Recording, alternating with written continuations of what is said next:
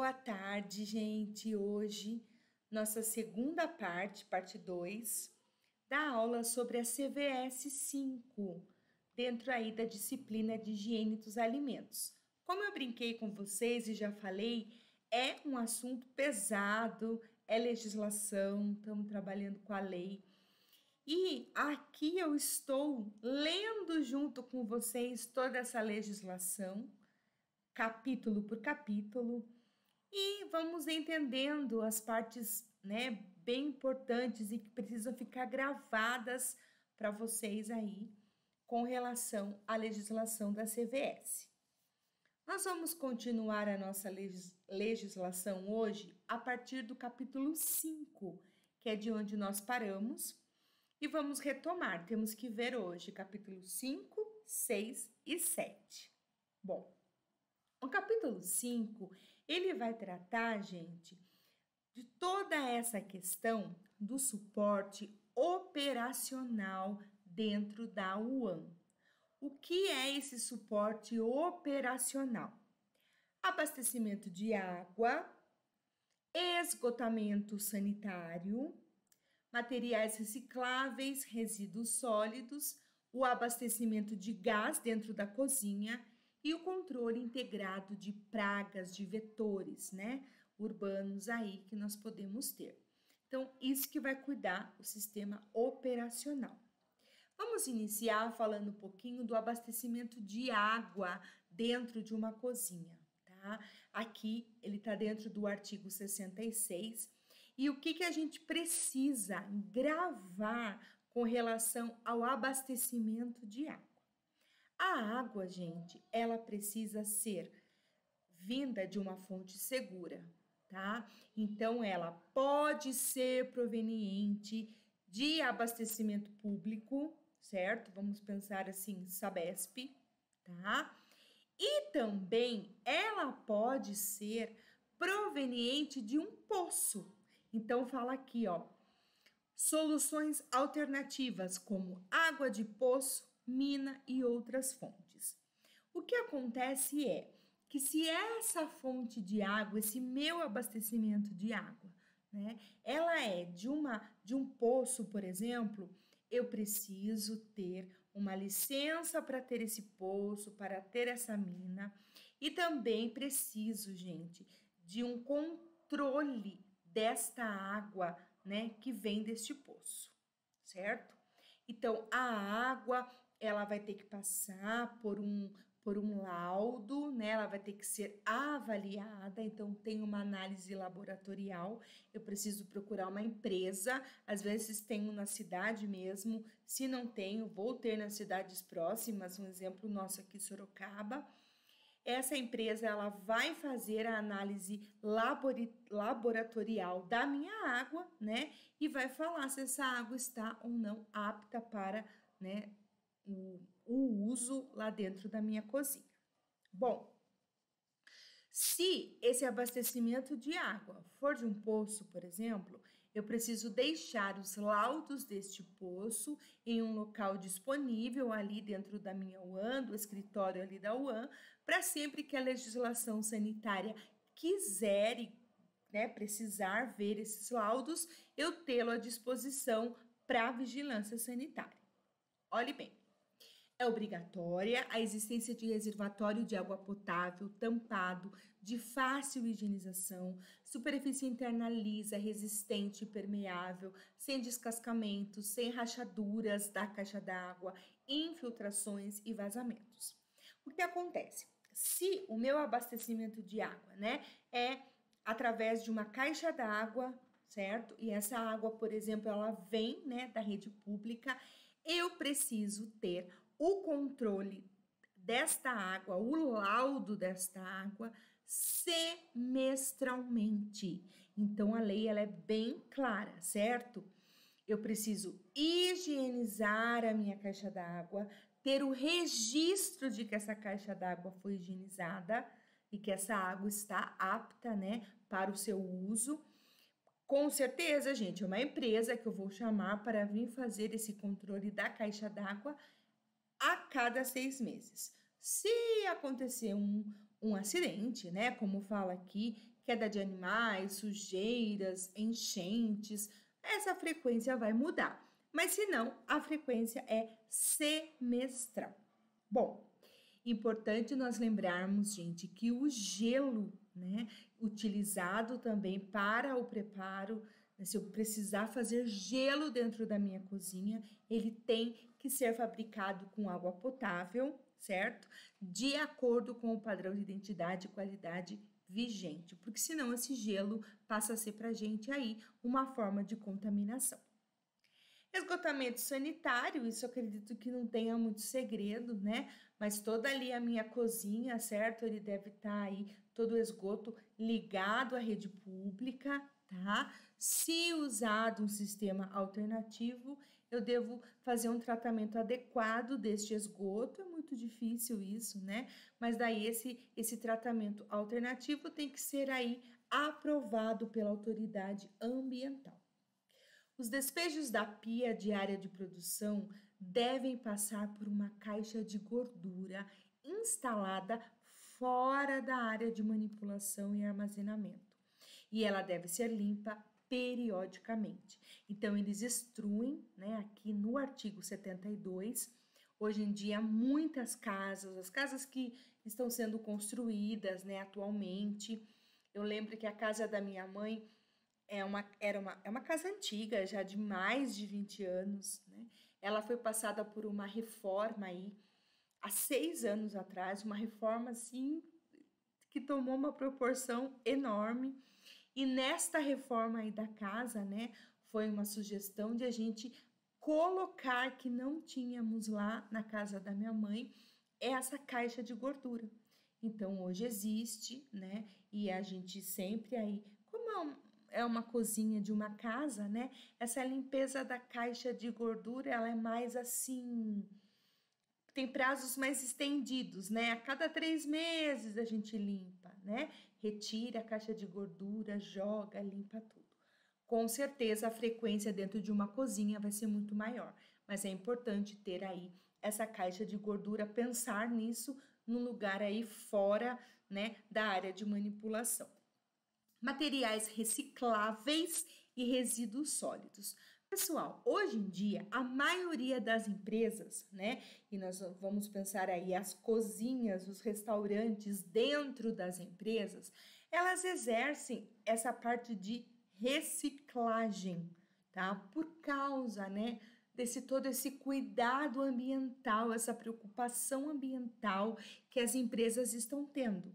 Uma coisa que talvez no passado não, mas hoje em dia está sendo bem comum. E muitas ISOs, né, muitas certificações que as empresas precisam ter e desejam ter, depende também dessa questão, né, de reciclar, desse cuidado ambiental, certo? Então, materiais recicláveis, resíduos sólidos considerados lixo, devem ser separados e removidos quantas vezes forem necessário, né? Não dá para a gente mensurar isso. Para um local exclusivo, então eu preciso ali na minha cozinha, né? Claro que na área externa, ter um local próprio para o descarte do lixo, né? Porque eu não sei de quanto em quantos dias, né, eu vou ter a retirada aí desse lixo, se vai ser diário, se não vai ser diário. Então, eu preciso ter um local para colocar esse lixo. Muitas cozinhas, né, quando conseguem se estruturar antes, pensar, né, durante já a construção, o que elas fazem? É pensado já na área externa uma câmara fria para lixo, né? Então, é um local ali refrigerado só para armazenamento do lixo, para evitar cheiro forte, o odor, né? Para evitar, por exemplo, moscas, outras pragas que possam surgir. Então, o lixo fica nessa câmara fria, que é para lixo mesmo, e ela é retirada aí quando, né, o órgão responsável, né, pelo lixo aí, passe para retirar este lixo, certo? Bom, nas áreas de produção de alimentos, o lixo deve ser depositado em recipientes com tampas acionadas por pedal, sem contato manual, tá? Então, lembrem, posso ter lixo na área da minha cozinha? Em alguns locais, sim, gente, é até necessário, né? Porque não dá para ficar se locomovendo para jogar lixo. Então, eu posso ter lixeiras ali na área de produção. Só que essas lixeiras têm que ser com tampa e com pedal, tá? Para não ter o problema e não ter aí a chance de eu pôr a mão nesse lixo. O lixo não deve sair da cozinha pelo mesmo local onde entram as matérias-primas e, nessa impossibilidade, estabelecer horários diferentes. Bom, seria legal vocês vão aprender bastante isso, né? Com certeza no semestre que vem, a tentar pensar aí no fluxo da minha cozinha, né? E seria legal que o fluxo por onde eu recebo os materiais, recebo os alimentos, não seja o mesmo local por onde vai sair esse lixo, né? Para não ter o perigo do que? Da contaminação cruzada. Gente, se isso não foi pensado antes, não tem condições, né, desse lixo sair por um outro caminho, né? Eu preciso, pelo menos, dispor de horários diferentes. Eu não posso estar recebendo uma carne, estar recebendo um hortifruti e um outro colaborador está saindo com lixo lá fora, certo? Abastecimento de gás, eu preciso ter uma área fora, né, para o abastecimento de botijões de gás, local ventilado, protegido da passagem ou entrada de pessoas estranhas. Então, sempre tem ali um local onde são colocados o gás. Geralmente, né, são aqueles botijões maiores.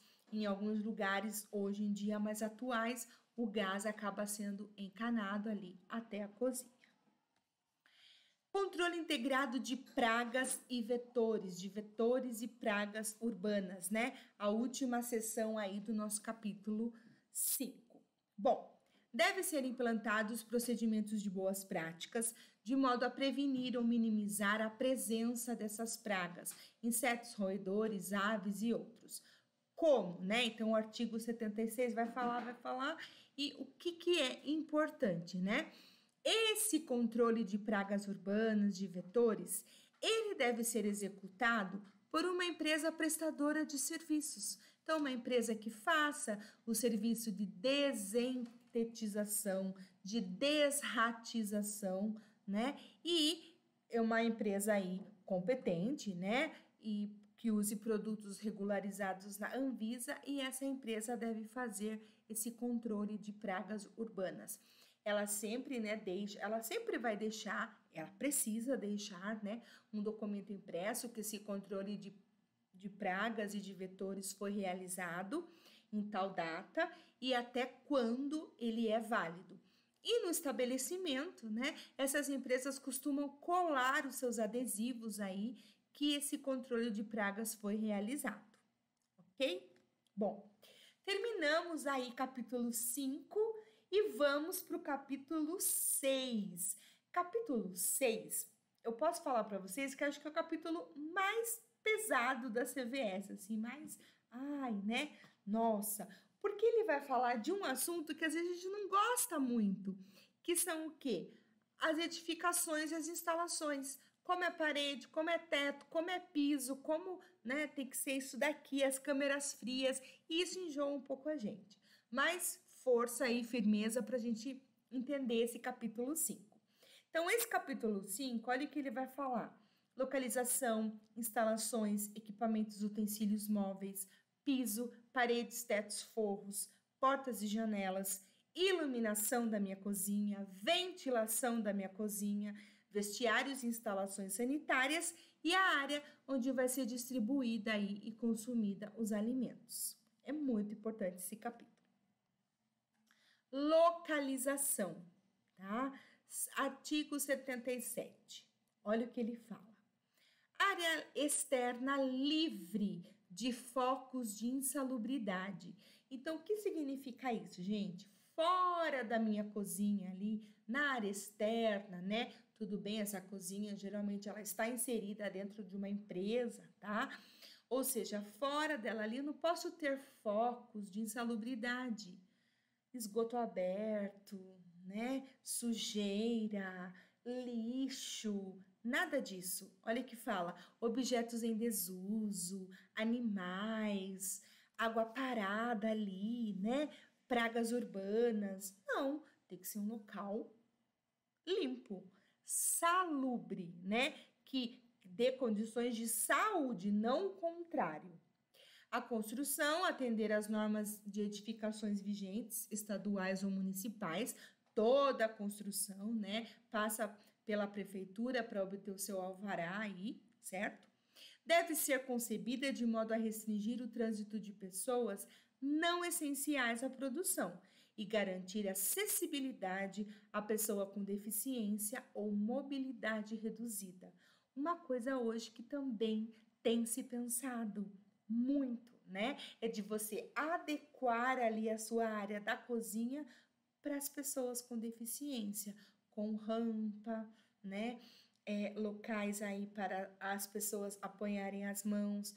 Por quê? Nós podemos ter funcionários com deficiência, sim. Nós podemos, por exemplo, receber visitantes que tenham, né, essa mobilidade reduzida. Então, é preciso pensar também nestas pessoas. As instalações, gente. As instalações, eu quero que vocês tentem pensar dentro da cozinha, tá? Como é ali dentro da cozinha. Seria ideal, né, que as instalações ali, elas fossem separadas. Quando fala assim, separadas por meios físicos, é vocês pensarem assim, sabe? Sobe uma paredinha, não precisa ser muito alta, né? Pode ter assim 1,50 m, por exemplo, menor que eu, aí eu tenho 1,60 m, 1,50 m, então são feitas ali como se fossem divisórias, tá? E que separem um setor de outro. Aqui setor de saladas, ali setor de sobremesas, ali setor, por exemplo, de pré-preparo de cereais, ali um setor de área quente, então de cocção. Então, né, ter essas separações físicas. Vocês sabem, já que eu trabalhei aí um ano, né, lá na cozinha lá da Caterpillar, uma empresa muito grande. E nós tínhamos 2 cozinhas, porque a empresa era enorme. Então, nós tínhamos a cozinha chamada Prédio A e a cozinha chamada Prédio L. Porque as pessoas que trabalhavam mais próximas do prédio A almoçavam nesse refeitório. As pessoas que trabalhavam mais perto do prédio L almoçavam no refeitório L. E dentro da cozinha, gente, era perfeito, né? As instalações tinham todas as áreas separadas por meio físico. Eram meia paredinha mesmo. Então, às vezes você levantava, né, a cabeça assim, tinha mais um pouquinho que 1,50. Daí você via, né, o colaborador ali do outro setor fazendo o seu serviço, tá? Se isso não for possível, né, olhe bem o que fala aqui. Se não houver áreas separadas para as várias atividades, deve existir locais específicos para o pré-preparo e preparo dos alimentos. Então, se eu não conseguir separar, gente, por setores, que pelo menos eu separe e fale assim, ó, aqui tudo é pré-preparo e lá é preparo, por conta da contaminação cruzada. As operações de preparo devem ser realizadas inicialmente, seguidas da higienização dos equipamentos, utensílios, recipientes, bancadas, superfícies, pias, piso, qualquer lugar de contaminação. O slide saiu errado, aí depois a Pro arruma. Para o preparo final. Então, primeiro eu faço o pré-preparo. Arrumo tudo, higienizo tudo, organizo tudo para o preparo, tá? Os alimentos aí devem se realizar em um horário diferente do pré-preparo, num ambiente higienizado, ou seja, fiz o pré-preparo, daí vou para o pré-preparo, em horários diferentes e quando o meu ambiente esteja higienizado já. Artigo 80. Artigo 80 ainda falando das instalações. Devem existir, coloquei algumas fotos para vocês verem. Devem existir lavatórios exclusivos para higiene das mãos na área da manipulação. Nós não falamos lá em cima nos outros capítulos sobre a importância da higiene pessoal e que está dentro da higiene pessoal a lavagem de mãos. Sim, já falamos. Então, eu preciso dispor dentro da minha cozinha de locais, de uma pia, né, para lavagem de mãos, para que o meu colaborador não tenha que ir ao banheiro para lavar a mão e que ele também não lave as mãos na pia que ele está lavando hortifruti. Vocês entendem? Então, eu preciso ter esses lavatórios exclusivos para a higiene das mãos e área de manipulação. Bom, em posições estratégicas, seria legal, né? Para atender aí todas as pessoas, certo? E o que os lavatórios precisam ter? Sabonete líquido, neutro, inodoro, sem cheiro. Com ação antisséptica. Lembra que os antissépticos, eles matam os germes, né? Os micro-organismos da pele. Com papel toalha descartável, não reciclado. Então, aquele papel toalha amarelão ou aquele papel toalha que você pega e ele já desfaz, não pode. Papel toalha branco, não reciclável. Outro procedimento não contaminante, né? Ou outro procedimento não contaminante. Então, às vezes eu não quero usar papel, mas eu tenho aquele aparelho que seca a mão, igual de shopping. Não tem problema, tá? Só que é mais caro, todo mundo sabe. E coletor de papel acionado sem contato manual. Então, pedal, certo? Onde eu vou jogar esse papel? Né? No lixo com pedal. Aqui algumas fotos, né? Vocês percebem que é uma área já focada para a higiene das mãos. Deem uma olhadinha aí, né? Depois vocês vão ver que no POPs, que a gente vai chegar lá, né, tem que ser especificada como fazer essa lavagem de mãos. Então, tem um cartazinho aí orientando o seu colaborador, né? Essa pia, ela pode ser pequena, porque é só para lavagem de mãos. Ela, né, não é uma torneira comum, mas ela é acionada aí para ficar evitando contato, né? O papel toalha branco, não reciclável. Não tem foto aqui do lixo, gente, mas vai ter um coletor aí de papel onde a gente não tenha que pôr as mãos. Excelente. A higienização de material de limpeza, tais como os baldes, vassouras, pano de chão, entre outros, deve ocorrer em local exclusivo, fora da área de preparo. Então, lá fora, né? Pode ser perto aí da área que eu vou depois colocar o lixo, pode ser perto da câmara fria, onde eu vou, né, armazenar o lixo até o lixeiro poder passar. Mas eu preciso lá fora ter um local, um tanque, né? Aonde eu possa fazer a higiene dos meus materiais de limpeza. Uma pá, uma vassoura, né? Ah, mas vassoura que eu vou esfregar o chão, não vou varrer, mas eu vou esfregar, né? Então, num local fora da área de preparos. Equipamentos, utensílios e móveis. Não tem muito segredo isso, gente, mas no sentido de esses equipamentos, esses utensílios e móveis serem de fácil higienização, né? Pensou? A gente tá numa cozinha, depois o refeitório, um local que é utilizado diariamente, que mexe com alimento, alimento suja. Se não for de fácil higienização, que luta vai ser dos nossos colaboradores para manter isso limpo, né? Então, resistentes aí, mas de fácil higienização. As câmeras, agora vamos falar um pouquinho dos equipamentos, utensílios e móveis.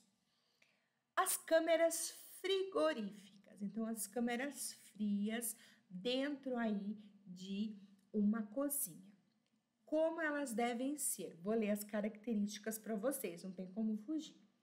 Revestimento com material lavável, impermeável, resistente. Termômetro de fácil leitura e calibrado. Com visor instalado no lado externo da câmera. Então, eu vou olhar lá, né, do lado de fora da câmera, tem o termômetro, né, com visor ali, quantos graus tá.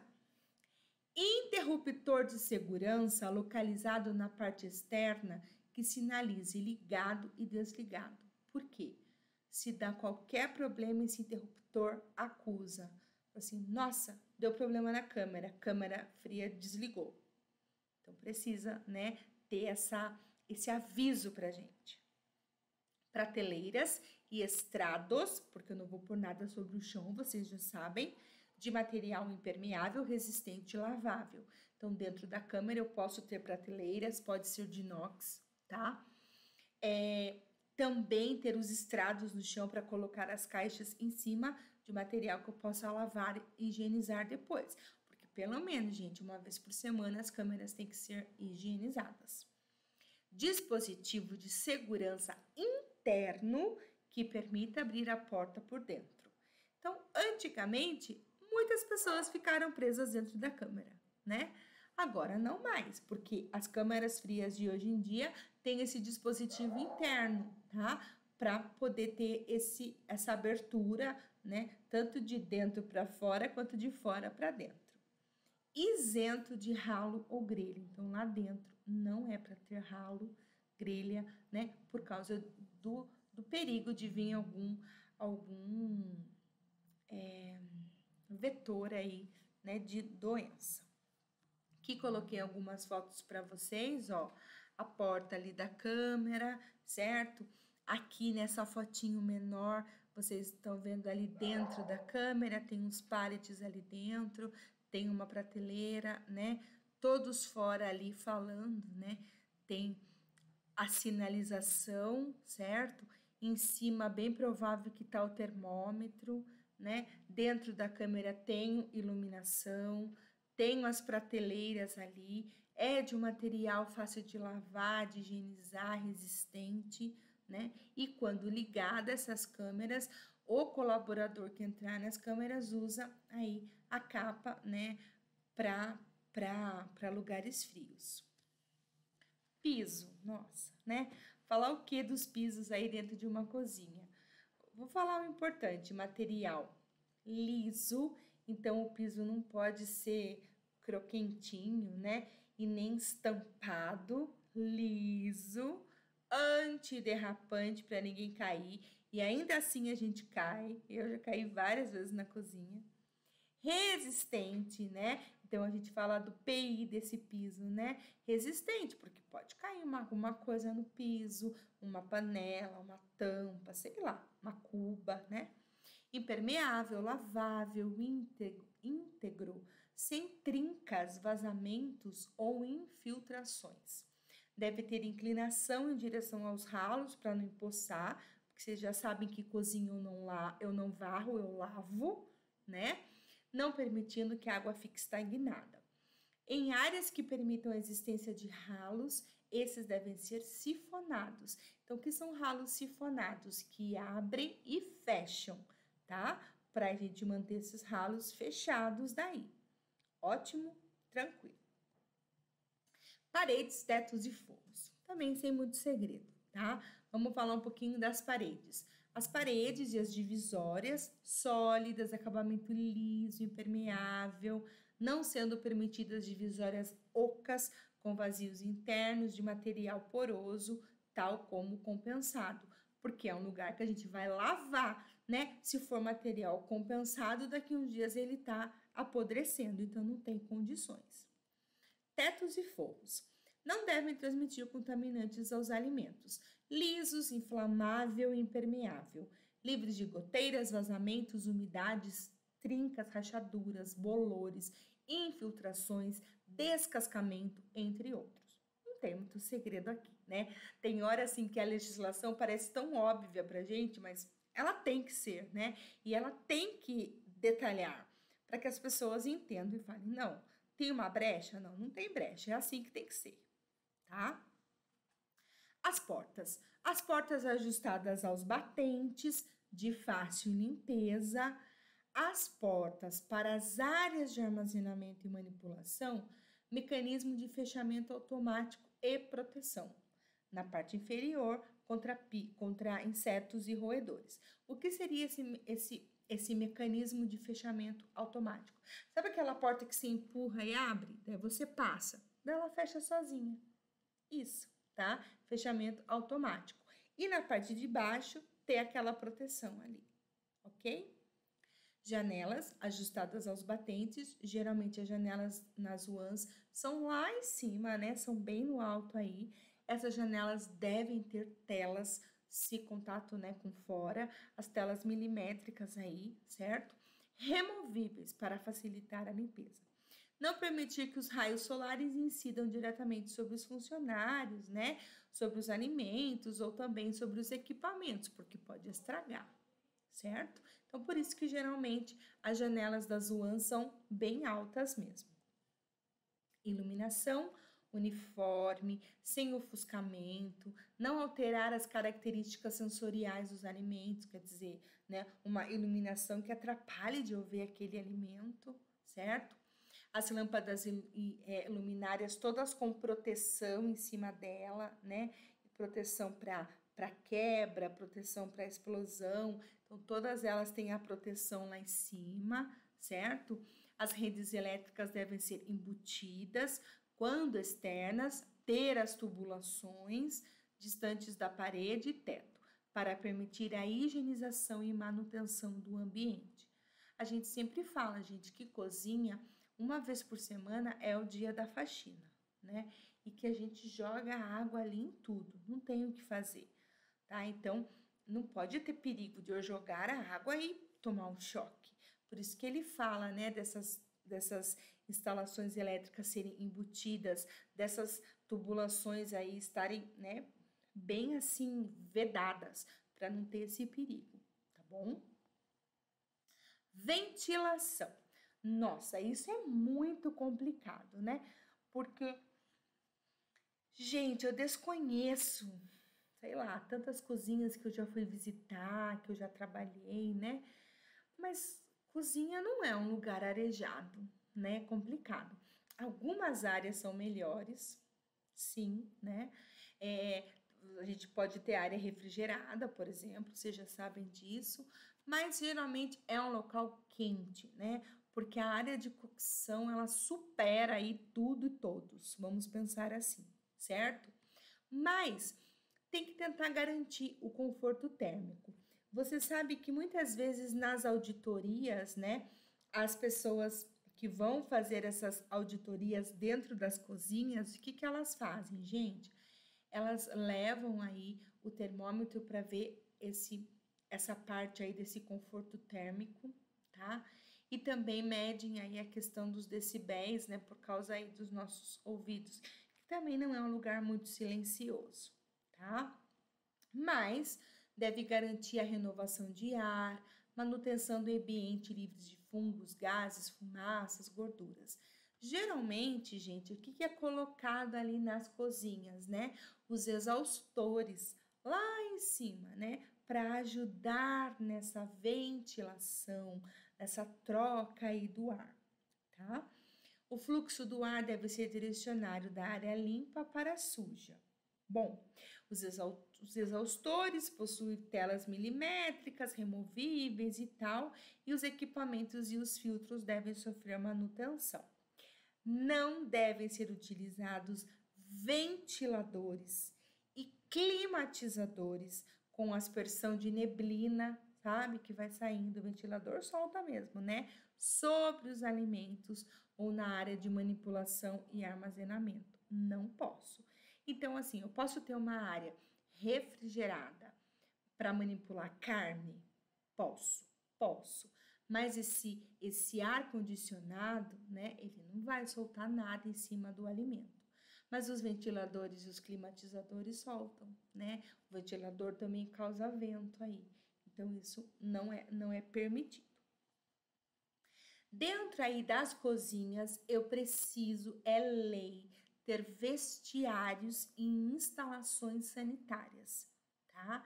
Esses vestiários e essas instalações sanitárias separadas por sexo, porque eu posso ter colaboradores mulheres e colaboradores homens, certo? Não devem se comunicar diretamente na área de armazenamento, manipulação, distribuição e consumo de alimentos. Então, sempre, na verdade, eu penso assim, você vai entrar, né, para trabalhar, se conseguir pensar nisso antes, eu entro, aqui eu tenho os vestiários e os sanitários, por exemplo, masculino e feminino, de cada lado aí, né? Depois as pessoas saem desse vestiário, eu posso ter até ali, logo que saiu, uma pia para higienização de mãos, né? E adentrar para a cozinha, certo? Bom, as portas dotadas de fechamento automático, os vestiários terem armários individuais para os colaboradores, isso é lei, né? Chuveiro, porque ele pode querer tomar banho lá. Os banheiros ter vaso sanitário, tampa, descarga, mictório com descarga, papel higiênico, lixeira acionadas por pedal, pia com sabonetes líquidos, neutros e inodoros com ação antisséptica, papel toalha não reciclado, né? E o coletor de papel acionado sem contato manual. Então, aqui lembra bem aí a questão lá das pias, né? Só que aqui é dentro dos vestiários e das instalações sanitárias. Então, ter um local para esse colaborador se trocar, ele ter o seu armário, né, pessoal, chuveiro, né? Então, ser um local, assim, próprio para ele poder fazer aí a sua troca de roupa, colocar seu uniforme, né? Então, tem que ser pensado aí nesses vestiários. Área de distribuição e consumo de alimentos. Bom, aqui pensem que é a área ali do restaurante mesmo, tá? Onde os funcionários da empresa vão comer. Lógico, os funcionários da cozinha também, né? Mas é a área ali onde a comida vai ficar exposta, né? Para eles se servirem e passarem aí na sua hora de almoço. Bom, deve haver um lavatório para higienização de mãos, certo? Então, pensar que as pessoas vão descer para almoçar, ter um lavatório ali para lavar as mãos. E também, se estruturado, deve ter um banheiro ali, né? Porque é um banheiro, né, do refeitório. Pensem assim, tá? As instalações sanitárias para os clientes, quem que é o nosso cliente? Os funcionários da empresa, né? Então, ter ali, né, um banheiro, uma instalação sanitária para cliente, pode ter um só, um masculino e um feminino, tá bom? Não deve se comunicar com a área de produção de alimentos. Então, às vezes a pessoa desceu para o refeitório, logo ali na entrada tem os sanitários, né, separados por sexo. Posso ter a pia para lavagem de mãos ali fora do banheiro. Não quero usar o banheiro, mas quero lavar as mãos, né? E entro pro refeitório, para a área propriamente dita de distribuição, para poder me servir aí dos alimentos, ok? Vencemos o capítulo 6, pesado, difícil. Vamos para o último capítulo aí da nossa CVS. Último capítulo 7, tá? Vai falar sobre a documentação e os registros das informações. Gente, de nada adianta, tá? De nada adianta se tudo que eu falei, eu não, né? Tudo que a CVS falou, eu não registrar isso, né? Eu não documentar estas coisas. Por quê? As pessoas vêm para as auditorias, vêm visitar nossa cozinha, elas não vão querer saber de blá blá blá. Elas querem ali, ó, me mostra como você faz, onde está registrado, como esse registro é feito. Então nunca se esqueçam disso, né? E-mails, papéis, são coisas que precisam, né, eu ter ali muita organização. A gente precisa ser organizado com essa parte de documentação, certo? Bom, gente, seção 1, Manual de Boas Práticas e Procedimentos Operacionais Padronizados, que é a sigla POP que a gente sempre fala. Eu não vou me detalhar aqui, porque não é o momento, até que eu gostaria, mas do Manual de Boas Práticas, mas você já tem uma ideia que é um documento que toda cozinha tem que ter o seu, porque ele é pessoal, tá? E vocês vão ter condições aí no semestre que vem, numa aula chamada aí BPUPR, Boas Práticas em Unidades Produtoras de Refeição. Alguma coisa assim que esse componente chama. Vocês vão aprender o que são essas boas práticas e quais os itens, né, constam nesse manual e nesses POPs para vocês aprenderem a redigir, a escrever e elaborar um manual de boas práticas, tá? Vamos dar uma olhada aqui. Artigo 96 fala assim: os estabelecimentos comerciais de alimentos e serviços de alimentação devem dispor de manual de boas práticas e de POP. Obrigado.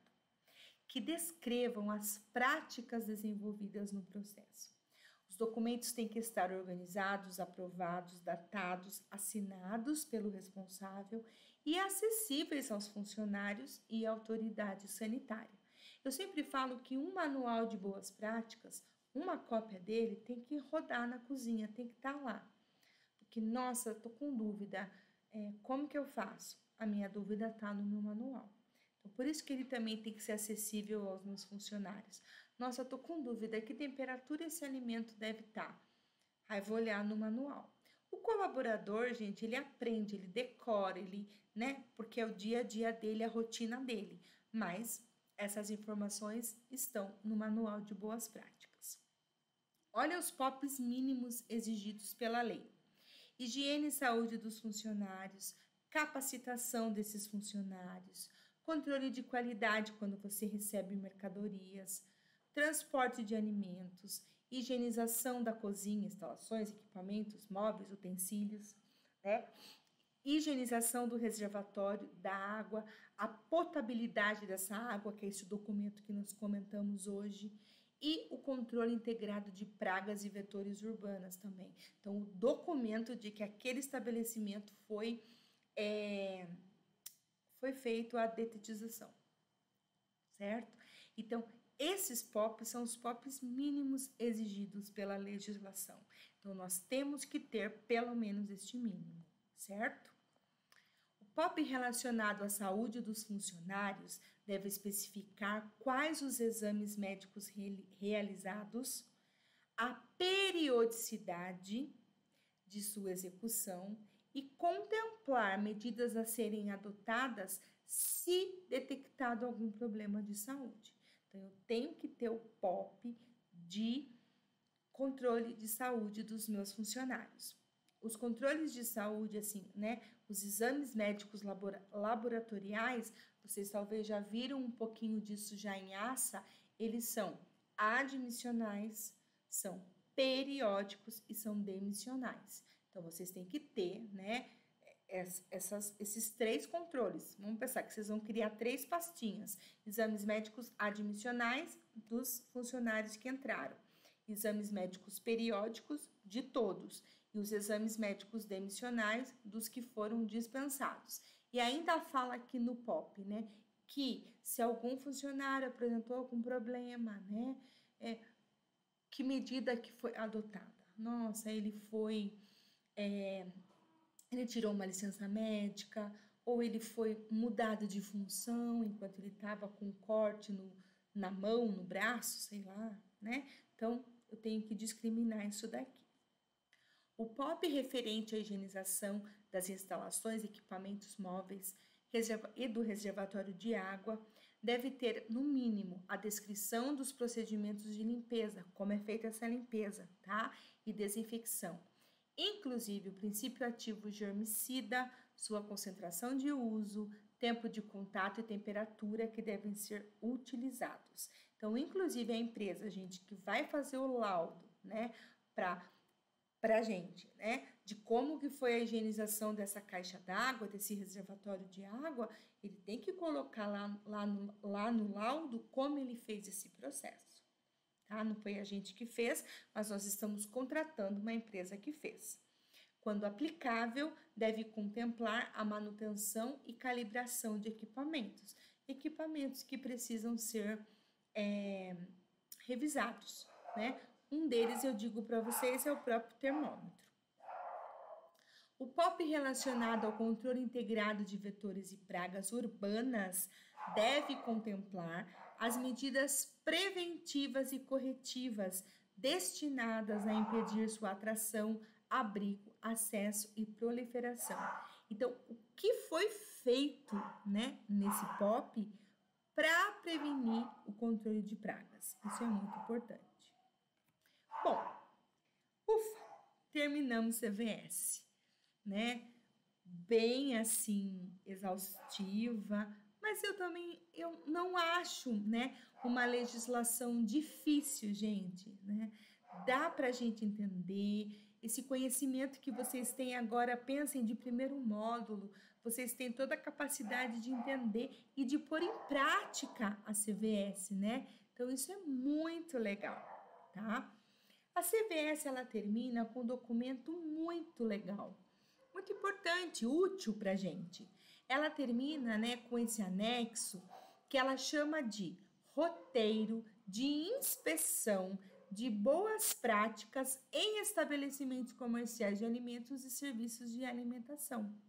Então, ela faz um roteiro, ela deixa para a gente um checklist, né, do que averiguar nas minhas visitas, certo? Ela tem aí uma legenda, ó, por exemplo, sim, né? O estabelecimento está conforme, atende todos os quesitos do item de avaliação, não atende, né? Ou NA, quando não se aplica alguma coisa ali que não se aplica àquele estabelecimento que vocês estão inspecionados. Esse material, gente, guardem, tenham ele, porque vocês com certeza vão trabalhar com ele semestre que vem, né? Vocês vão aí aplicar o checklist, eu só vou passar aí para vocês verem, né? Vocês vão ter que aplicar esse checklist, esse roteiro de visita técnica, para a partir dele vocês poderem, gente, fazer um manual de boas práticas, tá? Então, ele é muito importante. Então, ele vai indo aí sessão por sessão, tá? Toda essa questão da documentação, né? E tudo mais. Bom, termina aí vocês falando se foi satisfatório, se foi insatisfatório e tal. Enfim, pessoal, chegamos, né, ao final dessa legislação tão importante para o estado de São Paulo. Tem outras, vocês vão acabar vendo algumas também no próximo módulo. As RDCs, algumas bastante importantes também, que complementam essa questão do manual de boas práticas, né? Mas conseguimos ler juntos, estudar juntos a CVS 5. Foi muito bom. Acredito que é um material de grande aprendizado para nós, né? Como profissionais, com vocês como futuros técnicos, devem, né, sempre ter a CVS assim, ó, embaixo do braço, onde vocês forem, né, ir com ela, para vocês poderem consultar, olhar, se alguém perguntar uma dúvida, opa, vou ver na legislação, vou ver o que a lei fala, o que a lei prevê, para a gente poder agir sempre dentro da conformidade. Um beijo muito grande para vocês. Foi muito bom trabalhar com vocês, né? Este semestre aí, toda essa parte tão importante que é a higiene dos alimentos, né? Que um alimento que não seja seguro do ponto de vista higiênico-sanitário, nada importa se ele tem nutrientes, né? Porque ele tem que, em primeiro lugar, gente, não causar doença ao consumidor, não causar problemas, né? A pessoa que vai se alimentar deste alimento ou desta. Um beijo para vocês, fiquem com Deus e um bom aprendizado aí.